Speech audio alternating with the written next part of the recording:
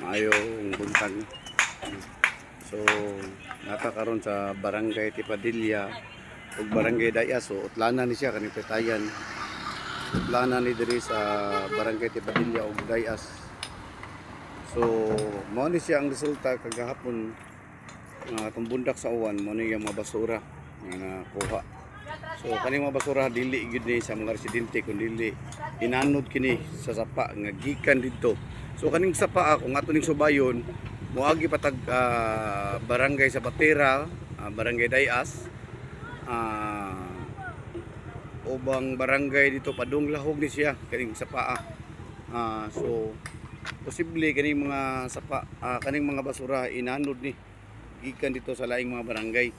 Kay kung atong buto no naon kaning Tipadilla Dayas minus man ni siya og kahoy diri. Unya kaning atong sapa diri need siya og siguro atong pakautan kay medyo nagkamabaw naman ang sapa ron sa kaning sa diri may Tipadilla. Kay sa una sa akong nadumduman diri man ko gadako sa Barangay Tipadilla, makabarog pa ta diri ilaw man ni Tayana kaning akong gibarugan, makabarog pa ta ni mubarog pa gyud ang tao diri. So sa karon dili na kabarog, bisag mutukong pa ka mapakong na ka kay ngano man lisod na kayo ibarog. So mao ning resulta nga ini bundak sa uwan mulapaw gid ya. Unya dayon ang matubig adto na diri sa anin na diri mudagan sa kadalanan ug padung nas mga residente. So mao ning resulta kagahapon no sa basura nga atong nakita nga ubay-ubay gyud ang nakuha sa taga DPS nga basura. Ubay-ubay gyud ilang nakuha nga gani ang uban kani gikan ni diri kaning basura.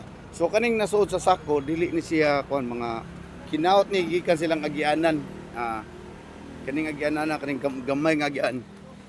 Kinaot ni dito kay nagsiminto man ilamang gisimintoan lang daan.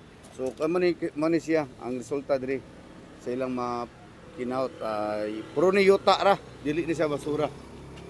So mo ni karon nagkumbati na ang taga DPS Department of Public Service no nga pinanguluhan sa operasyon nila si Sir Puloy sa akong naibaw ang ngalan. So diana og kani mahurot ni ron ilang basura ug human ani mo proceed sa traka sa laing area. So mayong buntag no diri ta Kutob, daghang salamat.